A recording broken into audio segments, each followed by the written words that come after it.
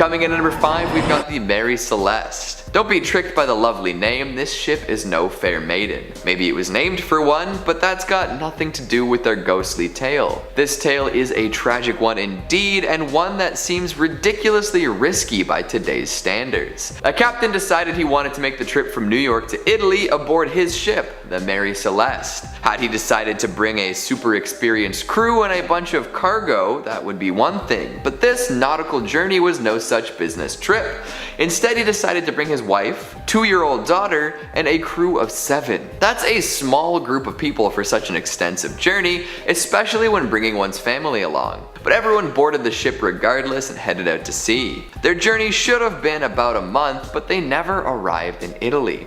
Instead, another ship known as the Dei Gracia came across the Mary Celeste, floating aimlessly in the sea. Assuming the worst, the crew of this new ship went to see if anyone was still aboard. But they were never able to help anyone as the ship turned out to be empty. But it wasn't totally gutted though. There were still plenty of supplies in the larder, and the ship itself was still in pretty good shape. Sure, there was a bunch of water on the deck, but it wasn't like it was gonna sink anytime soon. Stranger still, the lifeboat was gone with no indication as to why or where it was heading. So there the Mary Celeste was, without a captain, crew, or family, drifting in the Atlantic. It became one of the most famous ghost ships of its era too, as Sir Arthur Conan Doyle drew inspiration from it, and used this inspiration to write his short story, J. Habakkuk Jeffson's Statement. This tale was a launching board for many theories, from pirates to mutiny to cold-blooded murder. The thing is, nobody knows for sure what actually happened. The captain, his crew, and his family were never heard from again. Now, there are some more realistic theories that have come forth about the inexperienced captain not knowing the full extent of damage to his ship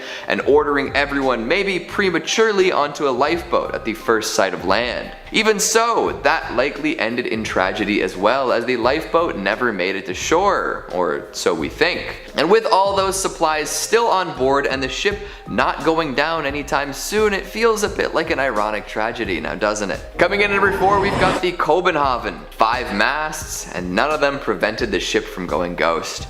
You'd think it would be easier to spot that way, but hey, unlike our last ghostly tale, this ship was jam-packed with capable sailors. Well, partly anyway. The Kobenhavn was known as a training ship, which would often take a fair number of cadets. They would learn how to best run the ship so that their subsequent journeys might go a little smoother. One would assume that a training ship wouldn't be subject to overly harsh conditions, just like how any training is supposed to lower the risk of failure during a real-life scenario.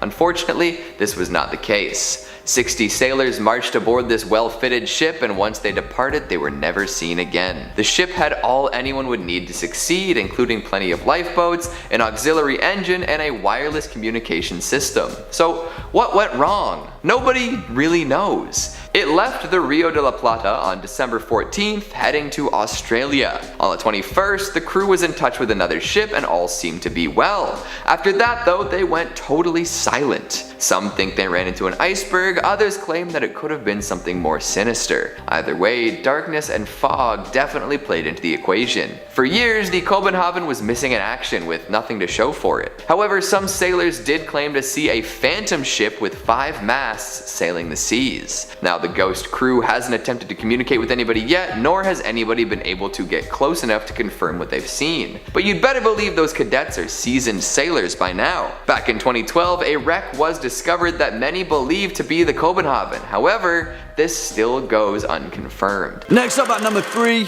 the Mary Celeste, which in fact may very well be the world's most infamous ghost ship, as well as one of the longest enduring mysteries of the 7 seas. Built in Spencer's Island, Nova Scotia in 1861 and launched under the new name of the Mary Celeste in 1868, this merchant brigantine sailed uneventfully across the Atlantic for years as a seaworthy, efficient vessel. It wasn't until her fateful voyage in 1872 where the true ghostly legend began, which has since gathered theories that vary from submarine earthquakes, water spouts, an attack by a giant squid, and even paranormal intervention. No one will truly know the ultimate fate of the Mary Celeste, with every single soul on board never being seen or heard from again, which is a terrifying thought in itself, isn't it? The Mary Celeste was discovered adrift and deserted just off the coast of the Azores Islands on December 5th, 1872. It was a Canadian vessel, the De Gracia, which found her in a disheveled but seaworthy condition under partial sail and with 1 lifeboat missing. The last entry in the ship's log was dated 10 days earlier, which detailed the vessel's last known location, before these mysterious, infamous events unfolded. On board was the ship's captain, Benjamin S. Briggs, his wife Sarah, and their 2-year-old daughter Sophia, and 8 seasoned crew members, all veterans of the sea. It poses the question, what dire threat did the Mary Celeste face that caused a highly experienced captain to abandon his ship? Nothing was stolen, all of the crew's possessions and cargo were exactly as they'd left them, but in all likelihood, we may never know. Swinging in at number 2, the Flying Dutchman. Of course, this legendary vessel couldn't not make this list. The ghost ship that can tragically never make port, doomed to navigate the perilous ocean for eternity. In actual fact though, the Flying Dutchman has had such an impact on nautical culture that it's easy to overlook the treacherous tale of its origin. It is thought that the legend of the Flying Dutchman first originated from the 17th century golden age of the Dutch East India Trade Company, a mega corporation that had a stranglehold monopoly on the Dutch spice trade that ran throughout the 16 and 1700s, where tale was told of a Dutch man of war that was lost just off the Cape of Good Hope. Purportedly, every soul on board perished after being ravaged by a violent tempest. The following few days, numerous other trading ships reported seeing a ghostly, ethereal vessel out in the foggy mist of the ocean, flying the exact same colours as the Dutch vessel. Since then, the Flying Dutchman has gathered notoriety as the worst omen you could ever hope for of a phantom ship that heralds the demise of an entire crew, with sightings continuing all the way into the 19th and 20th centuries. In fact, perhaps the most recognised sighting was by King George V himself during a 3-year voyage in 1881 just off the coast of Australia. He noted in his personal log that 13 people had seen the same glowing Flying Dutchman in the early hours of the morning, and later in the day, the ordinary crewman who had spotted the vessel fell from the foremast and, in his words, was smashed to atoms. It's a little bit worrying, that one, eh? And finally, our number 1 spot, the Orang Medan. And where do we even begin with the bizarre, perplexing legend of the Orang Medan, perhaps the most terrifyingly unexplainable instances of a ghostly shipwreck in history? But, well, the leading physical theory of the Orang Medan may be even more horrifying than it first appears. As the legend goes, at some time in June 1947, an American vessel by the name of the Silver Star picked up several distress calls from a nearby Dutch merchant ship, the Orang Medan. A radio operator aboard the troubled vessel sent a message in Morse code. In rushed, confused dots and dashes, it read, "We float. All officers, including the captain, dead in chart room and on the bridge. Probably whole of crew dead." And then a few moments later, after even more confused dots and frantic dashes, 2 words came through very clearly. "I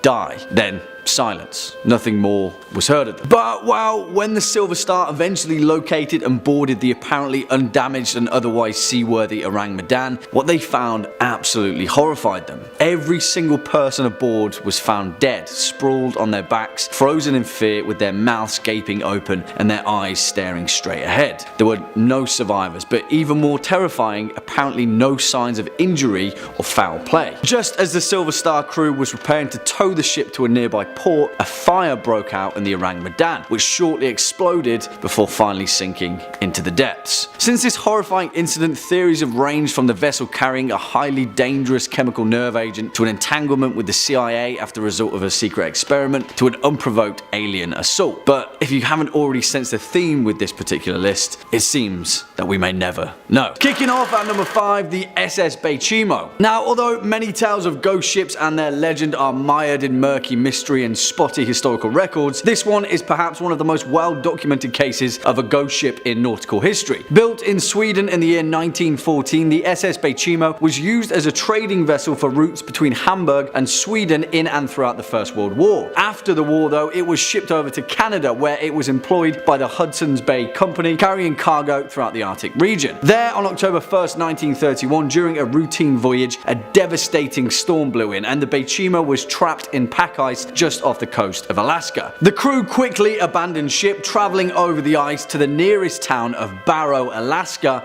where they took shelter. Several days later, after the storm had subsided, the crew returned to retrieve their precious cargo, only to find that the SS Baychimo had disappeared. Her captain decided that she must have broken up during the storm and sunk, but a few days later, an Inuit seal hunter told the captain that he had spotted the Baychimo nearly 50 miles away from their initial position. As the story goes, the Baychimo didn't sink at all, and for several decades after her abandonment, she sailed the Arctic coast completely unmanned. In fact, the SS Baychimo was seen on numerous occasions throughout the following century, and several crews even managed to board her. In fact, the last recorded sighting was by a group of Inuit in 1969, a staggering 38 years after she was abandoned. Her ultimate fate? No one knows, but it's safe to say that somewhere out there in the frozen north, the SS Baychimo is still sailing.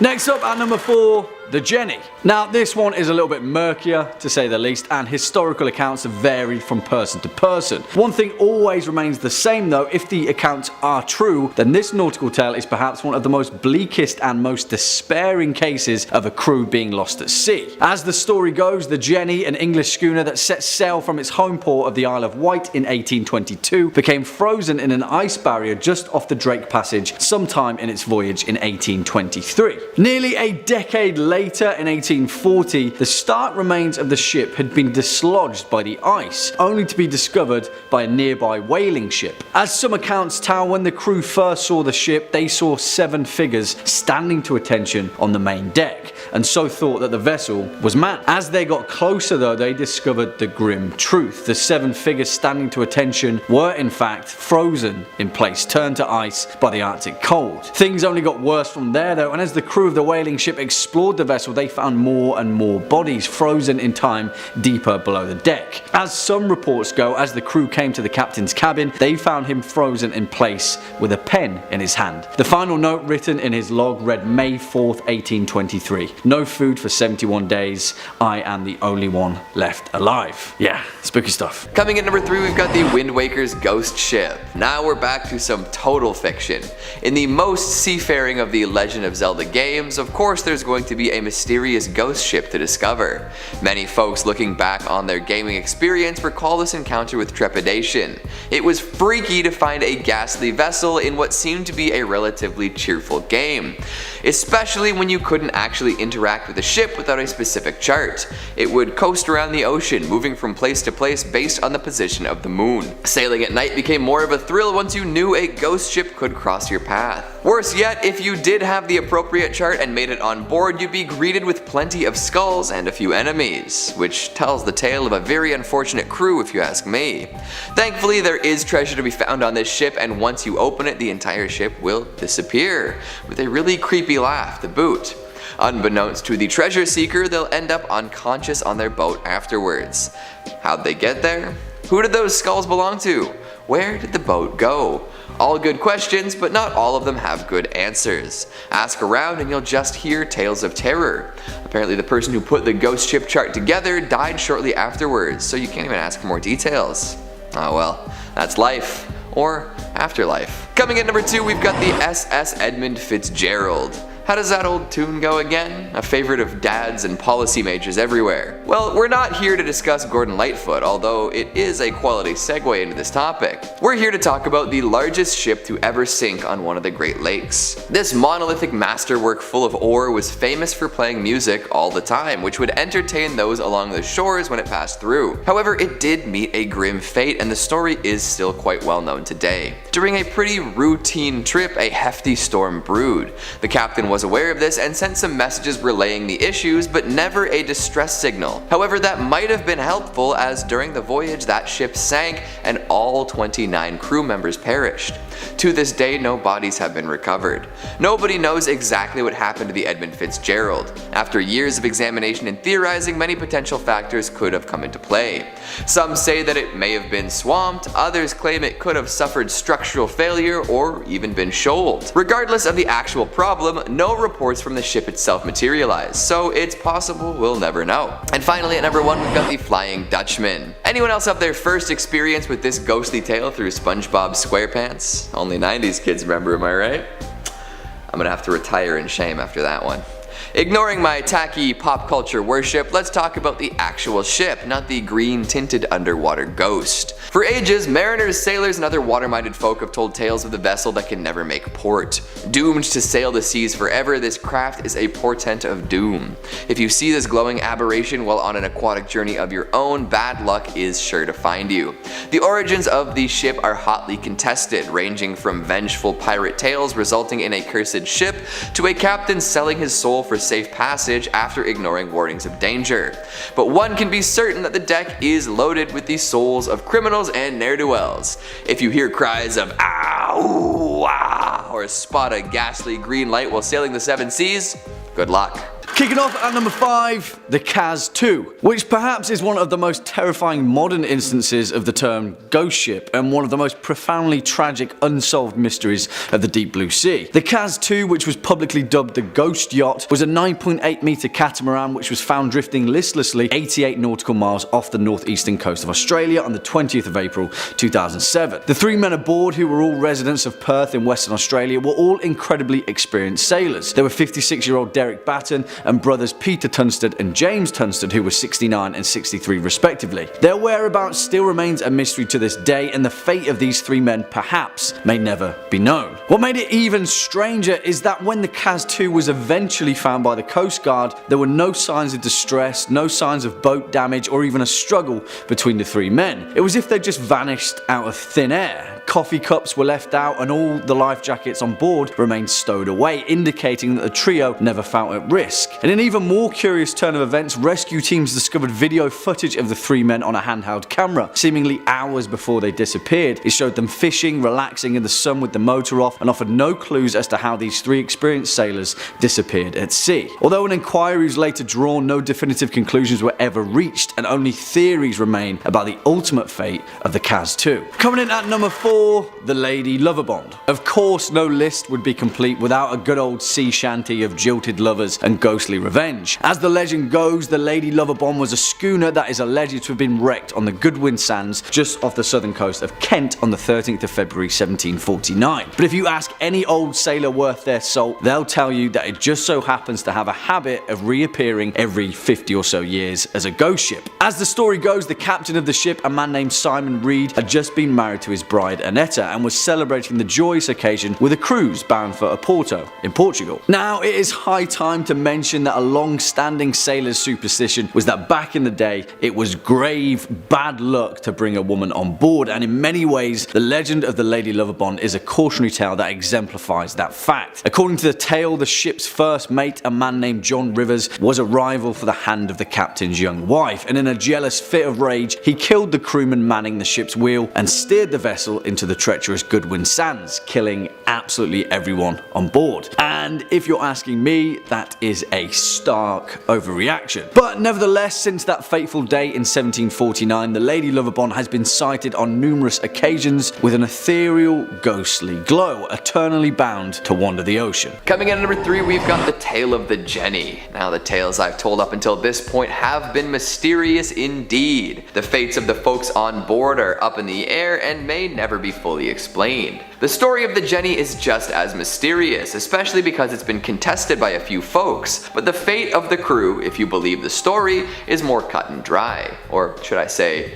frozen and wet. In this unsubstantiated story of oceanic horror, the crew of a ship named Hope came across what appeared to be a ship in pretty good shape. From a distance, there appeared to be crew members working on the deck. This struck the crew of the Hope as a little strange, as the Jenny had been missing for many years. When they got closer, it all started making sense though. The men they had seen atop the ship were indeed still there, but not alive. Each one was frozen solid, met with a frigid end. Yikes. Things got worse when the captain of the Hope decided to check out the inside of the ship, where he found more frozen corpses. The Jenny's captain was discovered frozen to a chair with a journal nearby. The final entry in his log read, "No food for 71 days. I am the only one left alive." That one sentence carries all sorts of latent horror, with images of more than 2 months without food in a horrible frozen environment. One has to wonder if any crewmates became food for the survivors, and what life must have been like as Hope faded by the day. Coming in number 2, we've got the Baron Falkenberg. Here's a general rule for life: Don't kill your brother and his bride. If you can't abide by that, maybe you deserve to be carted out to a ghost ship and doomed to roam the waters until time immemorial. The good Baron was unable to follow this seemingly simple rule and ended up in a less than savory position. The story goes like this. One day, after being missing for quite a while, Baron Falenberg's brother returned home. Folks were quite pleased with his return, and the brother proposed marriage to a lovely young maiden the Baron himself was interested in. At their wedding feast, the Baron lost his temper and cracked his sibling over the head with a bottle, killing him. The bride-to-be was terrified and ran off, but the Baron pursued her to confess his love. This didn't go over very well, and the woman told the Baron that she'd rather be dead than be with him. A very literal man, the Baron interpreted this dramatic retort as a request, and he stabbed her. Realizing the grave mistake he'd made, the Baron fled to the beach, where he found a man with a dinghy waiting. This man told the Baron that the captain was waiting for him and rowed out to a much larger ship off the shore. From there, the Baron boarded the ship, and for the past half a millennium, he's remained on board. This ship always seems to be heading north, flickering with blue flame and filled with skeletal sailors. And finally, at number 1, we've got the Palatine. Forget the Block Island sound, we're talking about the Block Island light. If you ever find yourself around Rhode Island between Christmas and New Year's, take a look across the water at night. It's said you might see an old ship blazing against the darkness. There are many stories about where this ship came from, and none have been officially confirmed. Some say that the crew had come down with a terrible illness and the captain would not let them go to shore. Others say that folks from Rhode Island lured the ship to the shoals in order to take what they could from it, killing the remaining passengers. And then there's the alternate version where the locals actually rescued the folks on board and nursed them back to health. So why is the ship on fire in the ghostly apparitions then? Well, apparently a woman was left on the island by the ship and eventually came to be known as a witch. She got her revenge on the vessel by imagining it on fire and cursing it for leaving her alone. This idea became more popular, and now the story involves a flaming ship. Coming at number 5, we've got the MS Antonia Graza. What better way to kick off a list about ghost ships than with the vessel from the movie, Ghost Ship. Folks really love this one and come out in droves to sing its praises whenever possible. It's easy to understand why, too. With an absolutely brutal opening sequence and plenty of phantom fun aboard a wicked Italian ocean liner, there's a little something for everyone. The mystery behind the ship's fate is a fascinating one too, revealed over the course of the flick to great effect. See, all we really know about this ghost ship at the beginning is that there's some sort of tampering that caused the entirety of the crew and passengers to be sliced in half by a very tense wire.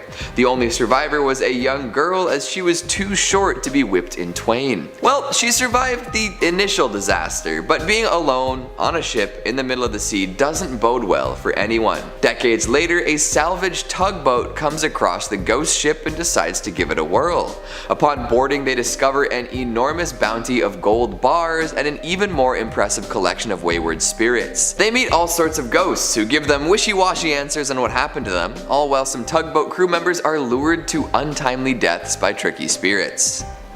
This ghost ship keeps getting, well, more ghastly. It's a mystery right up until the very end, and even then there's more to discover. It's more than just ghosts aboard this ship, there are demons and soul collectors aboard as well. And if you think that's the end of it, well, I've got some news for you.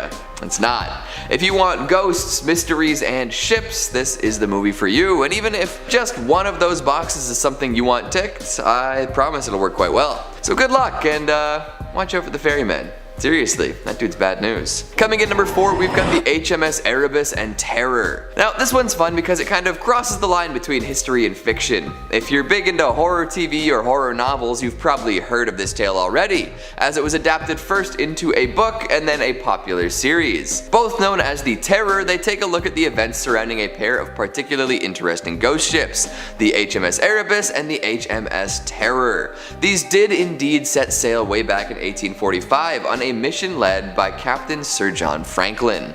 They were meant to explore the last unnavigated bits of the Northwest Passage to see if there was anything to be learned from the magnetic data up there. Unfortunately, both ships became trapped in ice in what one day would be Nunavut. Not ideal, right? Well, some theorize that the deadly cold and lack of supplies were only the beginning of these sailors' problems. There are many possibilities and variables when you put over 100 men on a couple of ships stuck in a frozen wasteland, and for many years nobody truly knew what their fates were. After being icebound for more than a year, the ships were abandoned. It's said that Franklin and many others had already died by that point. With that knowledge, the rest of the crew, including Francis Crozier and James Fitzjames, went out in search of land. They were never heard from again. More than a century and a half later, both wrecks were discovered and they're both regularly explored and studied. But what happened when the ships were stuck?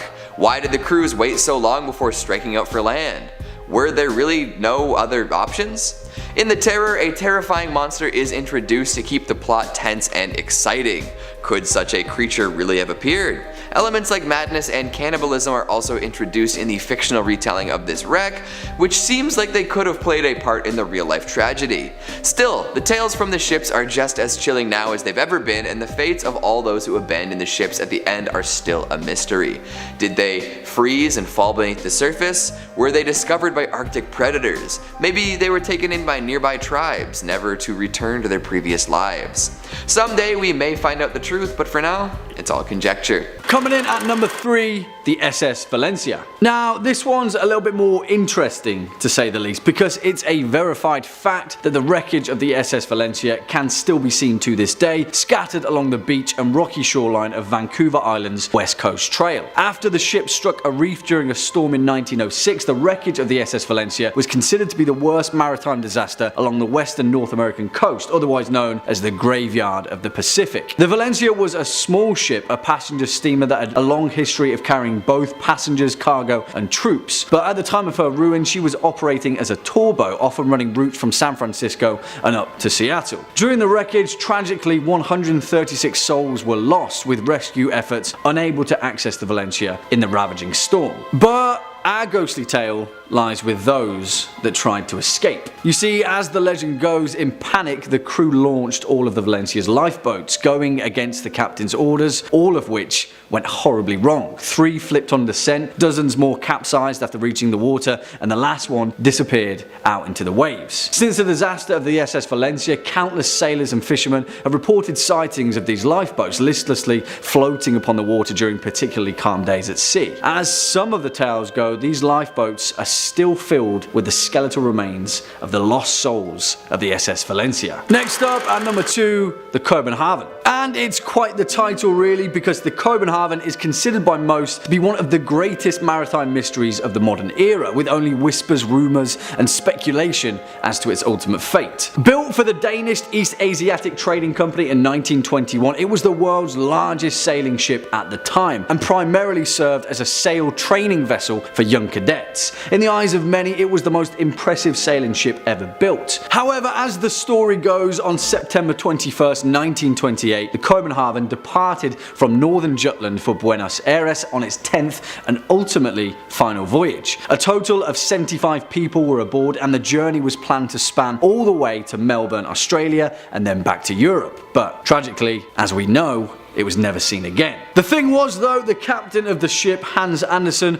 was renowned for going long periods at sea without sending any messages, and so it wasn't until nearly 6 months later that the Danish company sent a search party. No wreckage or remains have ever been found. However, following the next several years of the Kobenhavn's disappearance, there were a number of highly reputable sightings of a 5-masted ship that fit perfectly its description. In July of 1930, the crew of an Argentine freighter cited what they referred to as a phantom ship during a gale. Their captain noted in his records that this may be the Wrath of the Copenhagen. Dozens of stories and tales have perpetuated around the ultimate fate of the Kobenhavn, but the truth is, we may never know. In all likelihood though, it's still out there, somewhere, floating on the endless tide. And finally, coming in at our number 1 spot, the Seabird. And this story is the literal definition of a ghost ship, and one of the most saltiest sea yarns that I've heard spun in a while. Although this one has a few more twists and turns that you may not have first seen coming. As the legend goes, in the year 1750, a vessel named the Seabird was idling off the coast of Newport Harbour in Rhode Island, and had quickly attracted quite a crowd on the shore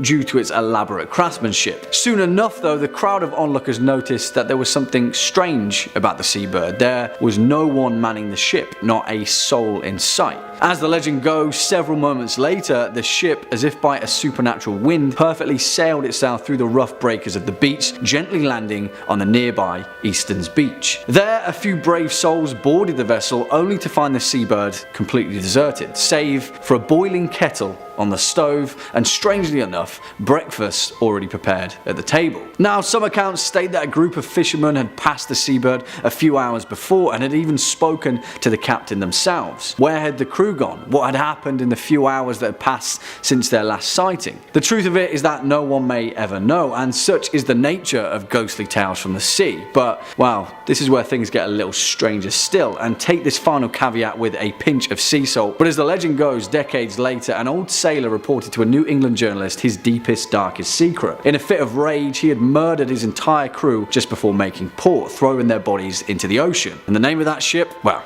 the Seabird, of course. Kicking off at number 5, the Caleuche. And for this first foray into these particular ghost ships that haunt the sea, we're going to be heading over to the mythologies of Chile and the many legends that have been built around its coastal landscape. One of those, according to Chilean legend, is that of the Caleuche, a large ghost ship that sails the seas of Chiloé, a small island just off the coast, where it only ever appears at night. The ship itself is said to appear as beautiful, cast in a bright white light, an enormous vessel with 3 masts and 5 sails each. It is said that when the Caleuche appears, it is always at night and always full of lights, with the sounds of a great party and a feast on board. Quickly though, it disappears, plunging back beneath the murky depths. Interestingly enough though, although this vessel is said to be similar to the Flying Dutchman, there is a boatload of mythology relating to this particular legend. One of these versions claims that the vessel is crewed by the drowned, souls lost at sea, who are brought to the ship by 3 mythological figures in Chilean legend. 2 sisters, one of them the Sirena Charlotta, a type of mermaid, and the other the Pincoya, a type of water spirit said to protect the Chilean coast. And then their brother, the Pincoy, their male counterpart, who has the body of a sea lion.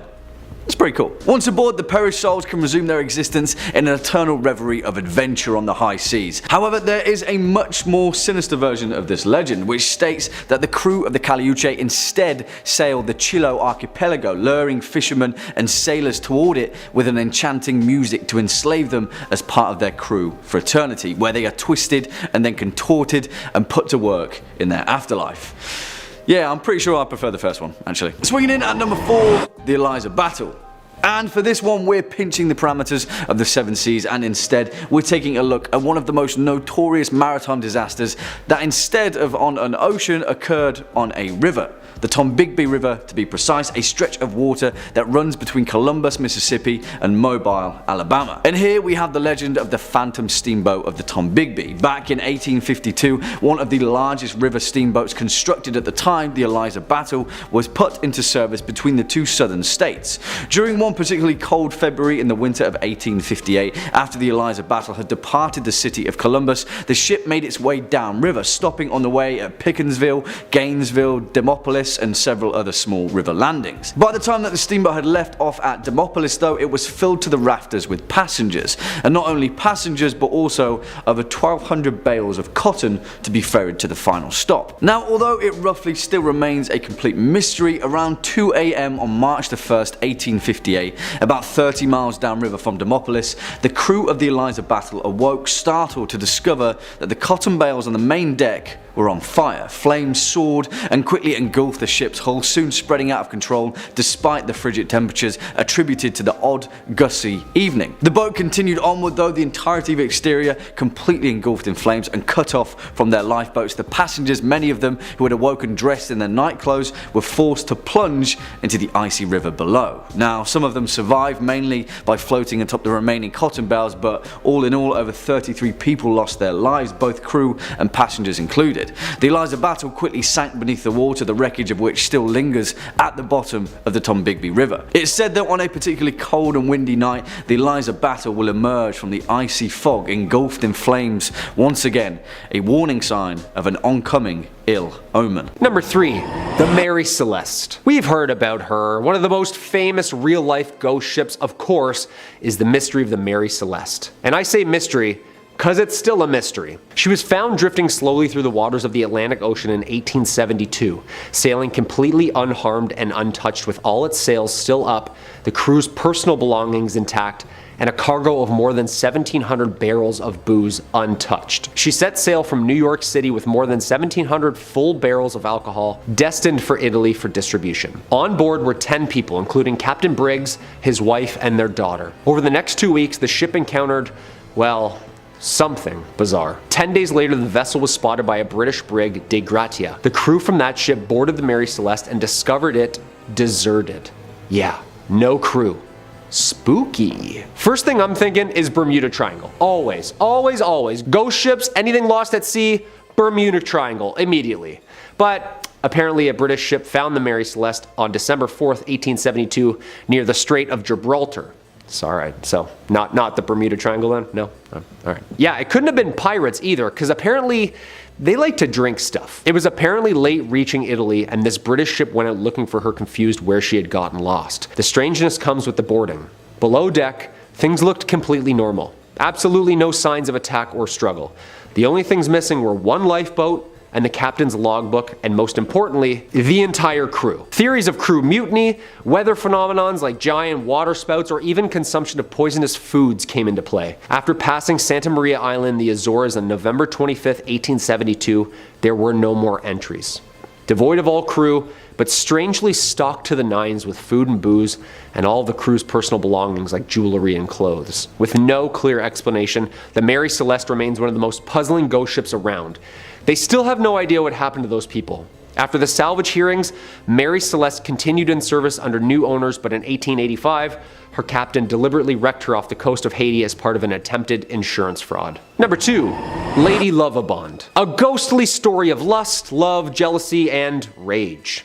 The dark history of this haunted love boat. In 1748, the day before Valentine's Day, it was set to sail as a celebration of the ship's captain's wedding. On February 13th, 1748, the ship contained by the newly married Simon Peel was carrying his new wife Annetta and their wedding guests from London to Oporto, Portugal. Unknown to the captain, his first mate Rivers was also in love with Annetta, and in a fit of insane jealousy, seized the helm after murdering the helmsman and deliberately steered the ship towards the Goodwin Sands, where it ran aground, cracking the ship in half and unfortunately drowning everybody on board. And there, the story might have ended, had it not been witnessed for all the claims to have seen the ghostly ship appear every 50 years. Some of them even passing close enough to hear the sounds of celebration. Apparently on the 13th of February, the Edenbridge spots Lady Lovibond's ship exactly 50 years later. It was reported seen by ship captain James Westlake, and according to his testimony, he almost collided with the ship before he could finally turn the steering wheel to avoid the collision. Dude, close call, just shows up out of nowhere? Like, what? He also recorded in his logbook the ship was headed straight for the Goodwin Sands. Other sightings have been reported at 50-year intervals, except for 1984, when the ship failed to materialize. 1798, 1848, 1898, and 1948 witnessed the ship's sightseeings. Even some boats sent out rescuers, assuming that it was in distress or lost at sea, but later it could never be found. Yo. A tale as old as time, huh? Jealousy, that'll do it. Yeah, always does. And number 1, the Flying Dutchman. In all maritime folklore, this ghost ship has left quite an impact like no other. It's the ghost ship. The oldest one in the book. Well, maybe not the oldest, but definitely the most prolific and well known. The Pirates of the Caribbean, the Dead Man's Chest, is literally the story of this. The legend, Vanderdecken, the captain, is on his way towards the East Indies with a confidence and determination. He tried to steer his ship through the horrid weather conditions of the Cape of the Good Hope, but failed miserably. Even after, of course, vowing to drift until his own demise, you see, he apparently signed a little deal with you-know-who. He swore that he would succeed through the perils of waves, even if he had to sail until his judgment day. The devil apparently heard his oath and took him up on it, and now the Dutchman is condemned to stay at sea forever. Legend says that since then, they have been cursed to sail the oceans for eternity. To this day, hundreds of fishermen and sailors from the deep sea have claimed to have even witnessed the Flying Dutchman, continuing its never-ending voyage across never-ending waters. The most famous sightings, I would say, is that of Prince George V of Wales. He was on a 3-year voyage in 1880 with his older brother Prince Albert of Wales and their tutor. The prince's log records say the following for the pre-dawn hours of July 11, 1881 near Australia. Quote, 4 a.m. The Flying Dutchman crossed our bows. A strange red light as a phantom ship glow, which lights the masts, spars, and sails of a brig 200 yards distant as she came up on the port bow, but on arriving there was no vestige or nor any sign whatever of a material ship. Seen right away to the horizon, 13 persons altogether saw her. That's a prince writing, so yeah, that's pretty good source material, I'd say. This is horrific. Imagine a ghost ship faded by red light pulling up towards your ship in the middle of the night, then just cruises on by. Yeah, that'd be the end of me, for sure. Coming in at 5, the RMS Lusitania. The RMS Lusitania was a British ocean liner that was sunk on May 7th, 1915 by a German U-boat 11 miles off the southern coast of Ireland. The sinking of the Lusitania presaged the United States declaration of war on Germany just 2 years later. This ocean liner currently resides 300 feet below the surface off the coast of County Cork, and during the day was the largest ship to set sail, carrying 1,960 people when it set off for what was known to be her last voyage. After being torpedoed by the German U-boat, it took just 20 minutes for the Lusitania to sink and killing 1,197 people aboard.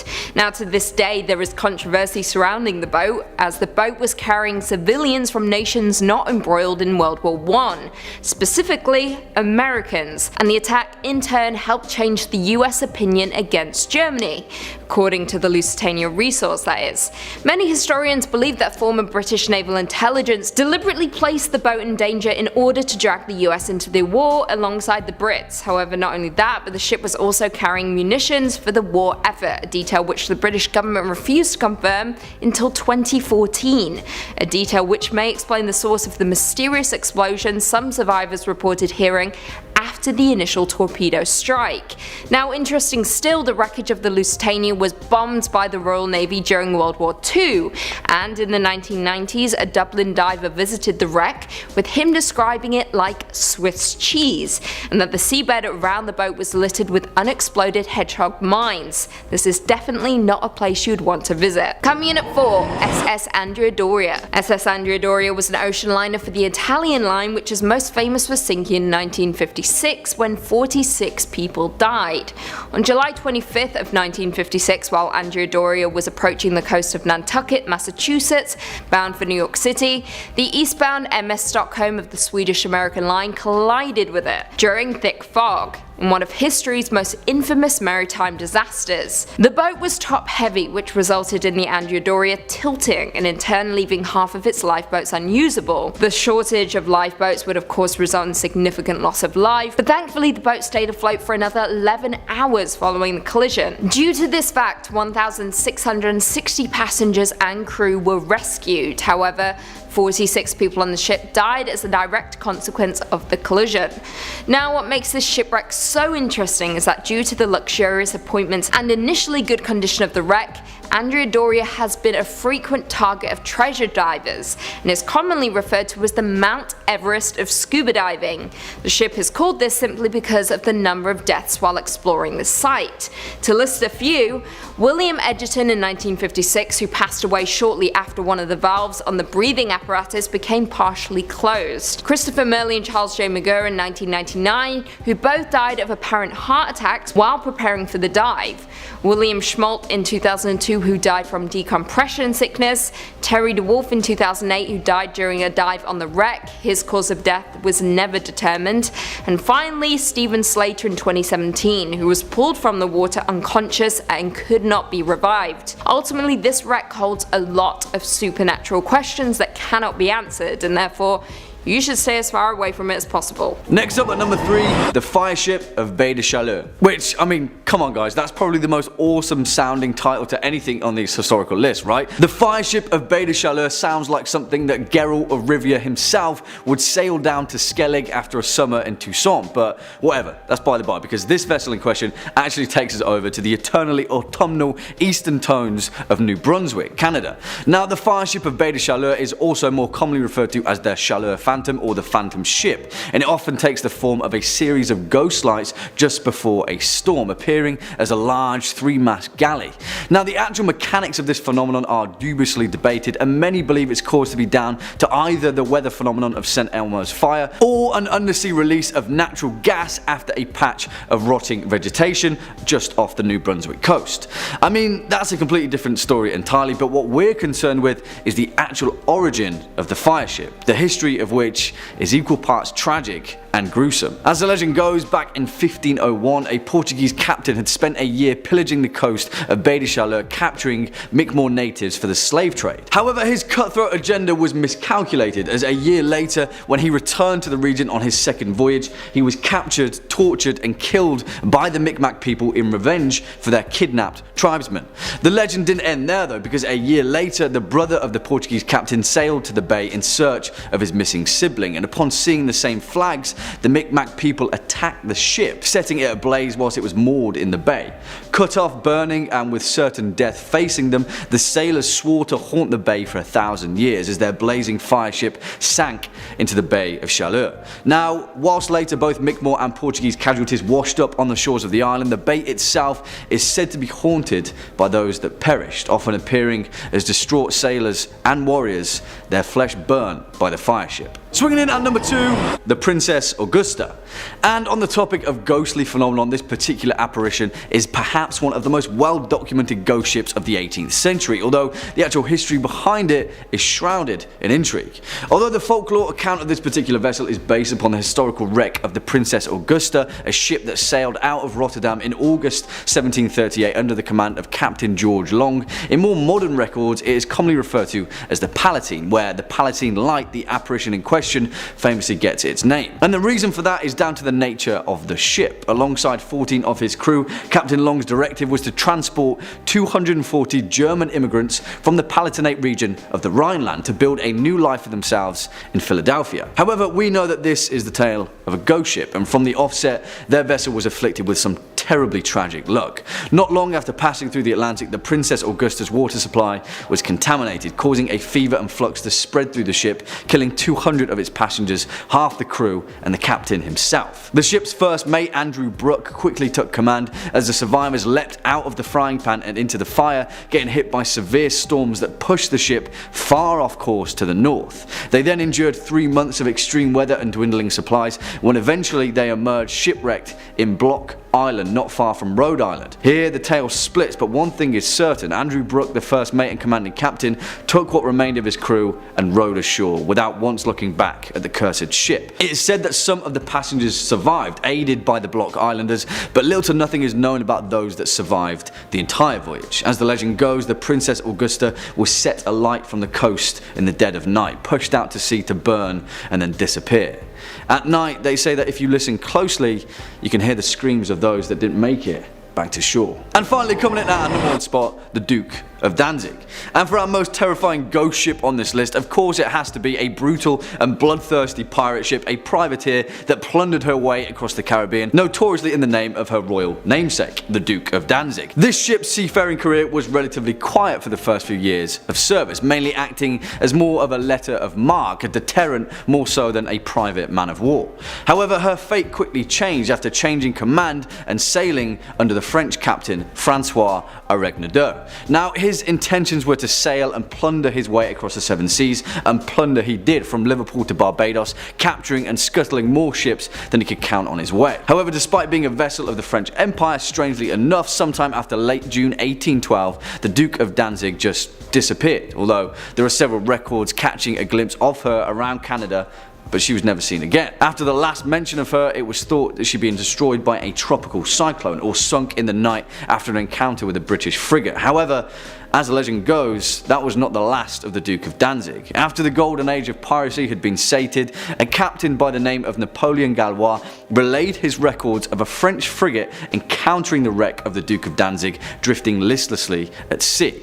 As his crew witnessed, the ship itself was covered from helm to hull in dried blood, and in staggered rows were the putrefying corpses of her crew, many of which were brutally crucified to the masts or the deck. Strangely enough, there were no signs that she had been in recent battle. In fact, despite the blood, she was pristine, no shot holes, and her sails and rigging intact. After searching the ship, Gallois' crew found a stack of blood-stained papers identifying the captain as the same Francois Aregnadour. And then, as they left, the crew of the frigate set the brig ablaze, forever to be buried at sea, along with her mystery. Starting us off at number 5, we have Yellow Jack. We're gonna set sail on a weird one to start us off. If you're a flag enthusiast, you might see the ending of this one coming from a mile away, but we'll get there in a minute. So the legend of Yellow Jack starts upon a spice and gold filled ship preparing to leave the Indies and head back home.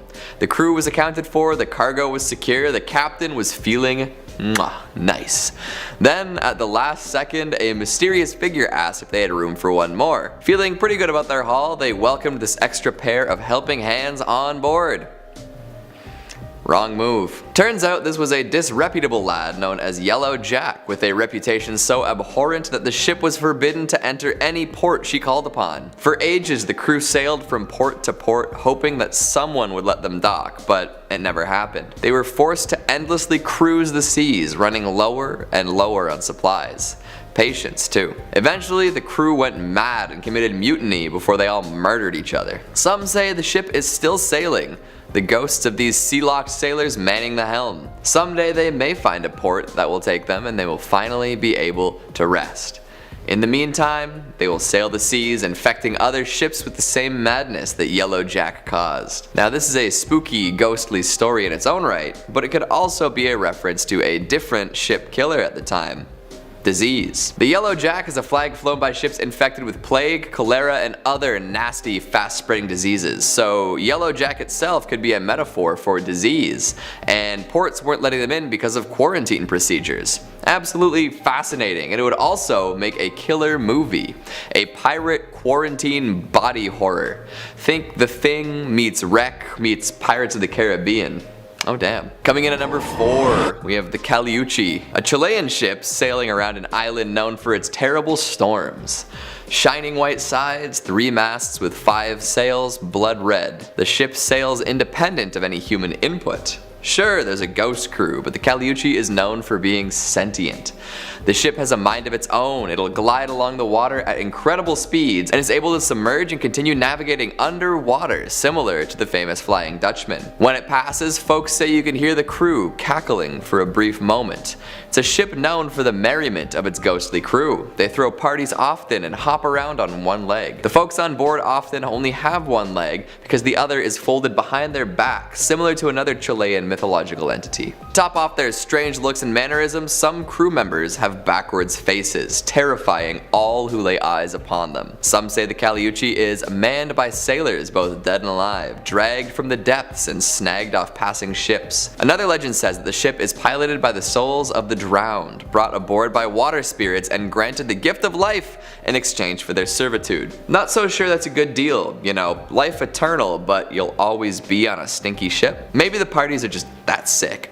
Merchants who trade with Caleuche supposedly become very wealthy afterwards, and anyone who has laid eyes upon it wears a crooked smile forever. Again, interesting deal. Lots of money, crooked smile.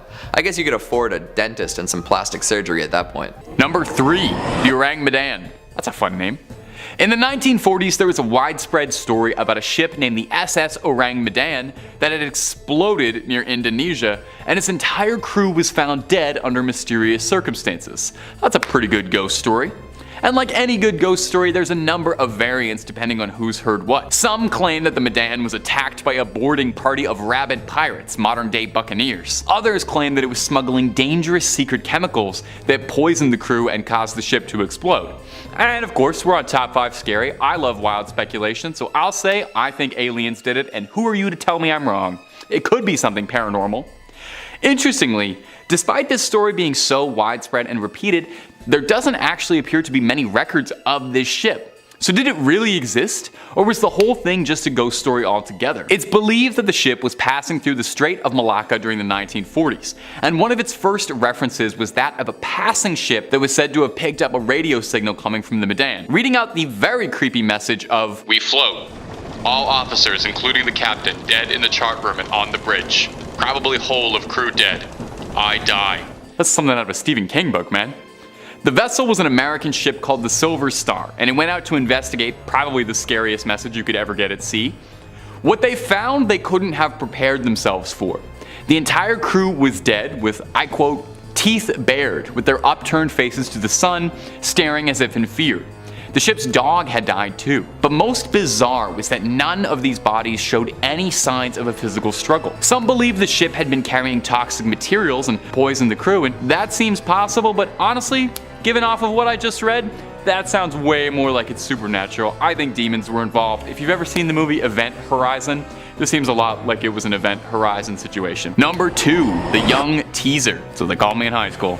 Unlike a lot of other ships on this list that had served as merchant vessels, the Young Teaser, true to its name, was a bit of a wild card rebel as far as ships go, and was a notorious pirate schooner flying the Black Flag and was famous for its speeds. The Young Teaser had made a name for itself as a dangerous ship around Mahone Bay, notable for several successful raids, which is a lot easier said than done. I don't know if you've ever tried to board an enemy ship, it's very complicated. A whole lot wrong can happen on the ocean, and in the year of 1813, the Teaser had met a match it couldn't outplay, when it was cornered by a Nova Scotian officer by the name of Sir John Sherbrooke. Sherbrooke was a decorated military officer. He was a veteran of the War of 1812 and was looking to continue his path of glory, get another medal on the chest, by capturing the Teaser and its crew and bringing them back to the crown to face justice for years of plundering. Sherbrooke was ready to board the Teaser, but he noticed that a privateer aboard it had already begun lighting their own ship on fire. Instead, the pirates had chosen to go up in flames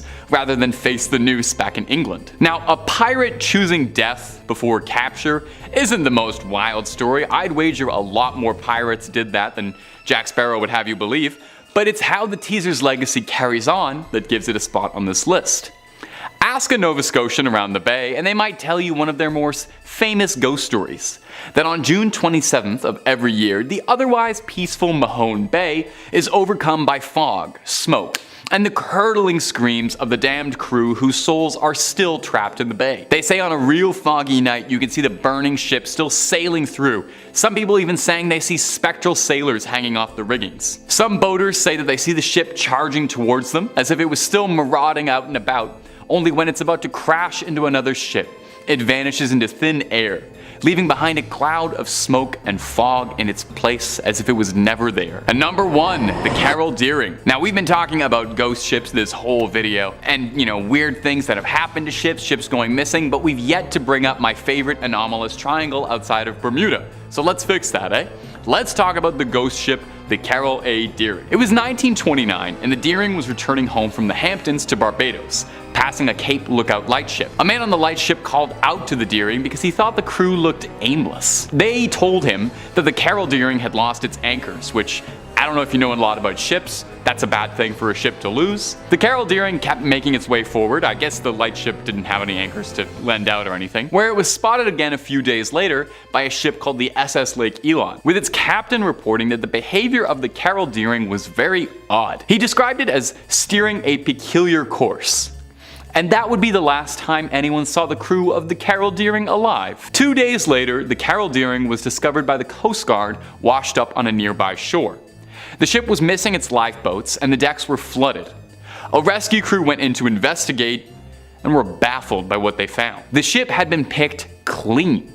It was missing all its documents, all important equipment, belongings. It was stripped to the walls. The lifeboats and anchors were all gone, and there wasn't a single sign of life in the ship, with the exception of one oddity: a beautiful feast laid out for the entire crew that had been untouched. Not a nibble taken out of it. No one knows what became of the crew of the Deering. There's always been theories. Some people think maybe they mutinied against their captain and fled. Some people think they were taken by the mystery of the Bermuda Triangle. Was their ship stolen? Or maybe they all just went home. We might never know. Number 5. The Mary Celeste. Our first entry on the list of ghost ships today is the story of the Mary Celeste, a ghost ship where the crew abandoned it for a reason no one knows. In 1872, the captain, one Benjamin Briggs, cast off out of New York's docks to travel to Italy. On board were the captain, his wife, their young daughter, and a small crew of 8 seasoned sailors coming with them. The voyage seemed like a success until it was found by another ship, the Graza. The crew of the Graza approached the Celeste since it was barreling forward at full speed and full sail without anybody manning the crew. So the Graza boarded it to investigate and found more questions than they had before, as there was barely a sign of life. If they hadn't found it freely floating, they would have assumed the ship had just been built. There was a little bit of water in the hold and a lifeboat was missing, but other than that, the ship was fully intact. The hull undamaged, the hold replete with food and water and other supplies. So what happened? Why would the captain and the crew abandon a perfectly serviceable, well-stocked ship, especially one that was carrying his own family? Now, there have been theories over the course of the years. Piracy is a fairly common suggestion, suggesting they were attacked, but if the ship had been raided, why did they leave all the food and water behind and leave the ship freely floating? It's not like a pirate to leave anything valuable behind, anything at all. The ship was still on course to their destination, and the logbook found on board stated that the Mary Celeste was on the right path, so what happened there? They were going the right way. It's worth mentioning that before this strange occurrence, the Mary Celeste already had a checkered history. It was originally known as the Amazon before Jeff Bezos sued. No, it was the Amazon, but it was given a new name after a series of mishaps led crews to believe it was a cursed ship. The first captain died of an extreme sickness,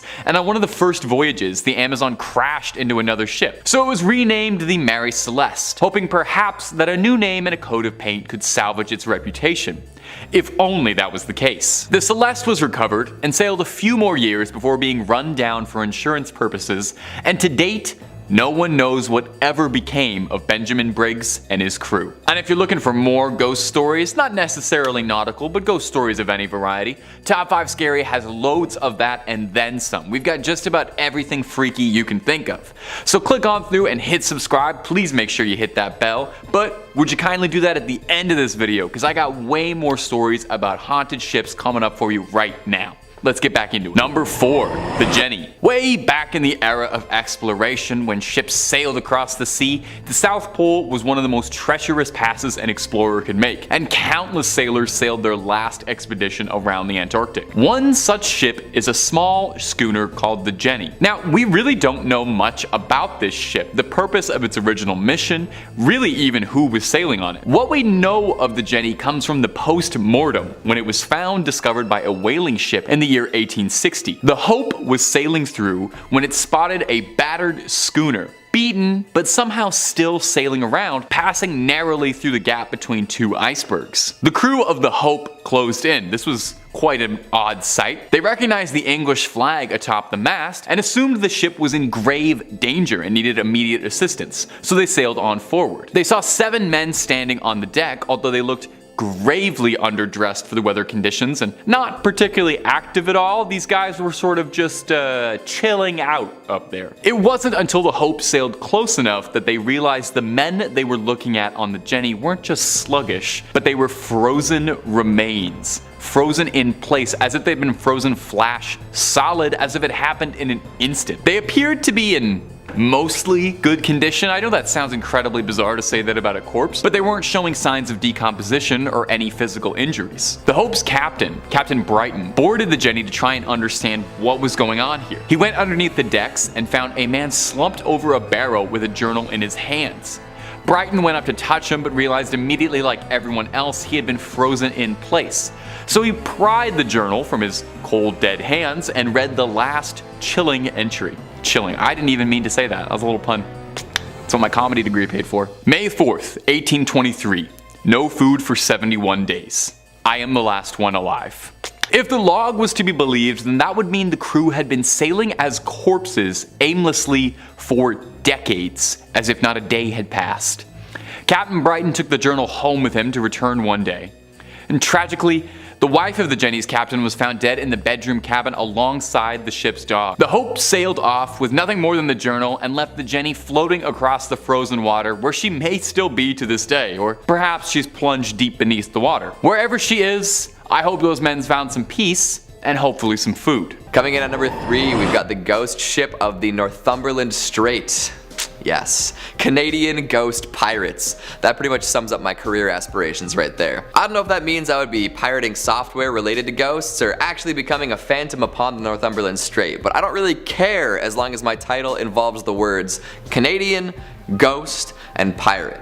But back to the actual tale at hand. This ghost ship is said to sail when it's on fire within the Northumberland Strait. What is the Northumberland Strait? It is a body of water that separates Prince Edward Island from Nova Scotia and New Brunswick in eastern Canada. Now you all know some Canadian geography. I'm so proud of you. The story dates back over 200 years when people started reporting a beautiful schooner catching fire and being engulfed in flames as people watched from shore. Anyone who has ever attempted a rescue mission finds that the ship completely disappears before they can reach it. Apparently the ship shows up before a northeast wind, forewarning terrible storms.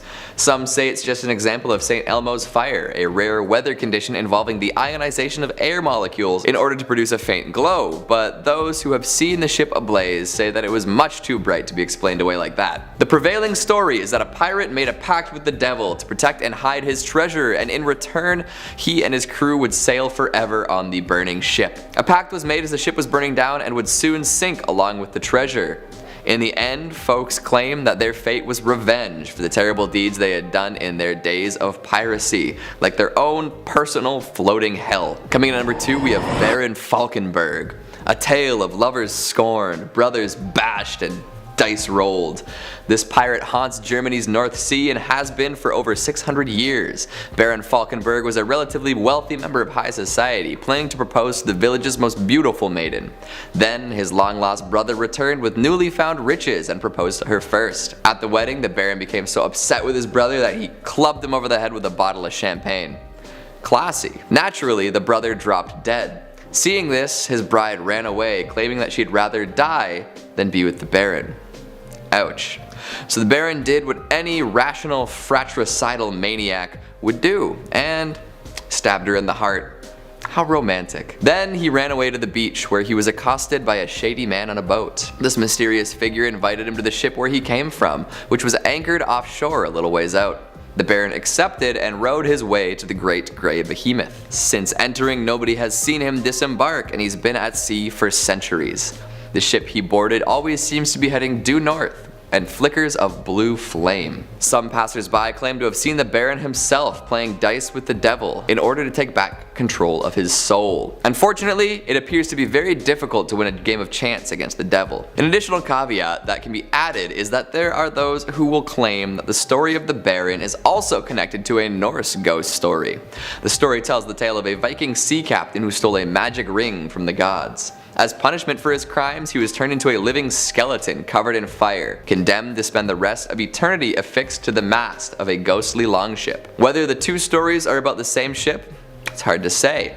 However, I think we can all agree that a flaming skeleton pirate is pretty badass. And finally at number 1, we have the Flying Dutchman. We saved the most well-known for last. The legendary ghost ship is said to glow with ghostly light as it sails the 7 seas. It will attempt to send messages to land or to people long dead if hailed. Unfortunately, nobody really wants to hail this ship, as the sight of it is seen to be a portent of doom. Like most ghostly ships, the Dutchman can never make port and is doomed to sail the oceans forever. It's theorized that the spectral seafarer had been rounding the treacherous Cape of Good Hope when it encountered a sudden storm. The hatches were battened down and the captain swore he would push right through come hell or high water, and it turns out a little bit of both were on the menu. For his recklessness with his ship and crew, the captain was divinely punished. He was condemned to sail the seas for eternity, serving as a warning to other mariners of bad weather and the cost of hubris. Sightings of the Dutchman have been reported since the 18th century, with many notable scallywags and scurvy dogs laying eyes on the ghastly vessel. Even Prince George of Wales described seeing a ship glowing with a strange light. If you see a ship with skeletons dancing in the rigging, steer clear. It might look like fun, but the captain will try to lure other vessels onto the rocks to ensure nobody else can pass the cape. Sheesh. Remind me not to take a long sailing trip. Number 5. The Octavius. The Octavius became more than just a legend in 1775 when a whaling ship named the Herald found it aimlessly drifting off the coast of Greenland. The scary part? With all of its crew frozen dead by the Arctic cold's mist and winds. To add to the spookiness, the ship's captain was even found sitting at his desk with a logbook in front of him, finishing a log entry from 1762. The Octavius was a legendary 18th century ghost ship. According to the story, the 3-masted schooner was found west of Greenland, boarded as a derelict. The 5-man boarding party found the entire crew of 28 below deck, completely frozen solid, and almost perfectly preserved. The captain's body was supposedly slouched over the table in his cabin, pen in hand, with the captain's log in front of him. In his cabin, there were also the bodies of a woman and a boy covered with a blanket, and a sailor with a tinderbox in his hand trying to stay warm. The boarding party took only the captain's log before leaving the vessel, trying not to touch the remains or evidence of what possibly could have been the reason for the lost ship at sea. The last entry from the logbook was November 11th, 1762, which meant that the ship had been lost in the Arctic for 13 years. Can you imagine? 13 years of just traveling the Arctic, sailing slowly while frozen bodies lay still on board as a ghost ship? Yo, that's just like terrifying, okay? Like seeing a ghost ship sail up beside you from the fog, crystallized in frozen ice with the horrors that lay below the deck. Very sad, but also very scary, you know? Number 4, the SS Valencia. Side note, if you like what we do here, make sure you always Hulk smash that like button or throw a comment down below. It really helps the channel out.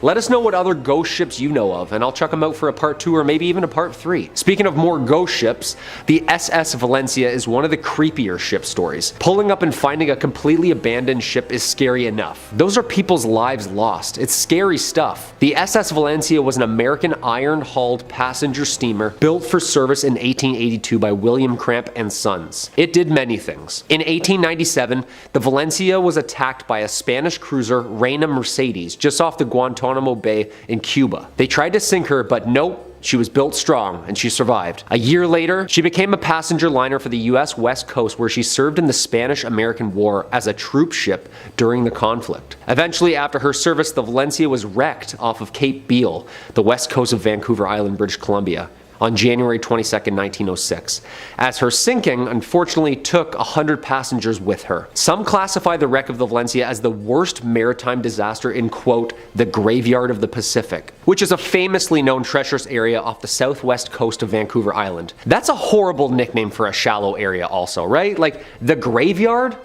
That's horrible. 6 months after the sinking, a local fisherman and his wife reported seeing a lifeboat with 8 skeletons in a nearby sea cave at the shoreline of Pachena Bay. The cave was reported to be around 200 feet deep. There was no definite explanation for the lifeboat's presence in the cave, but due to the dangerous seas outside the cave's mouth, the lifeboat along with its human remains couldn't be recovered. Local fishermen similarly report lifeboats being rowed by skeletons of the Valencia's victims just offshore as well. Most famous sighting was a rescue ship named the Topeka. Some observers on board, who were survivors of the just sunken Valencia, claimed, while sailing home with the survivors, a ship approached from the fog, and the ship passing was the just sank Valencia. The crew on board apparently now all skeletons. Yo, I'm getting the Curse of the Black Pearl vibes right now, are you? Like, that's scary, scary. Coming in at 3, the Mary Rose. The Mary Rose is a carrack-type warship of the English Tudor Navy of King Henry VIII. She served for 33 years and ultimately saw her last action on July 19, 1545, when she sank off the Isle of Wight. Not long after Henry ascended the throne, the Mary Rose would participate in several skirmishes against the French early in her career. However, she was kept in storage when the fighting died down. In 1545, however, the Mary Rose was taken out of retirement when the French attempted an invasion of England at Portsmouth. But during the bombardment, she went down, taking more than 300 crewmen to their deaths. What's baffling though is that no one quite knew why the Mary Rose sank. According to the museum dedicated to the warship, a retrofit may have left her too heavy to withstand an unlucky wind that caught her as she was turning. She may have been overloaded, or perhaps a French cannonball hit her hull, swamping her. The boat was raised from the seabed in 1982, however, this still didn't answer the questions as to what exactly happened to the Mary Rose. Coming in at 2, the USS Cyclops. The USS Cyclops was the second of 4 Proteus-class colliers built for the United States Navy several years before World War I. The ship was named for the Cyclops, a primordial race of giants from Greek mythology. She was the second US naval vessel to bear the name.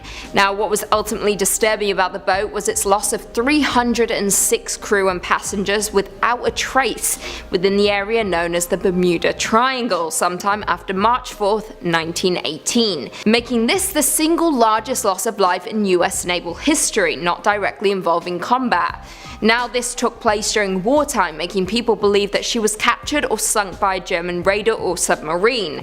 Now, according to the Naval Historical Foundation, the ship was carrying manganese ore from Brazil to Baltimore when she took a detour to Barbados. The rumors have it that she was overloaded by both her cargo and coal she picked up on that stop. Not only that, but one of her engines was non-functional thanks to a cracked cylinder. All in all, these factors may have contributed to the ship's ultimate demise, however no one quite knows for sure. The ship's loss was what ultimately fueled the fear of the Bermuda Triangle, a region of the Atlantic that is said to be the site of many mysterious maritime disappearances. So if you want to visit the USS Cyclops, you would have to visit the Bermuda Triangle. And would you dare do that? You shouldn't, because you'd die. And finally, number 1, the HMS Terror.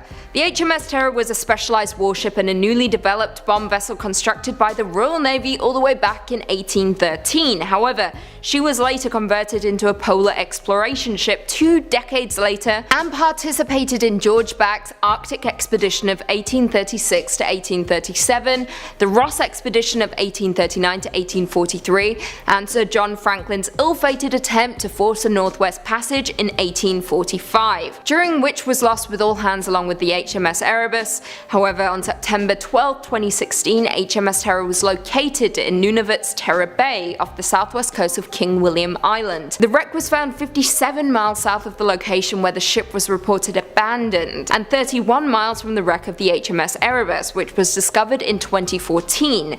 For more than 170 years, the Terror was a mystery which loomed large over the Arctic prior to its discovery. Now, the initial expedition launched in 1845. However, it was in 1846 that the Terror and Erebus became stuck in the ice. Franklin died in 1847, according to a note later discovered stashed on King William Island, and the ships were ultimately abandoned in April 1848. The 106 men were never heard from again, nor was the Terror, until 2016 as previously mentioned. As it stands, researchers are hoping to unravel more about the mystery of where the expedition ultimately went wrong and what exactly happened to the crew. For those who like a spook and a conspiracy theory, AMC made a show called The Terror, which follows the ill-fated expedition. However, there's a twist. It is emotional but absolutely terrifying, and is perhaps one of the best shows I've watched in a long time. Give it a watch, you won't be disappointed.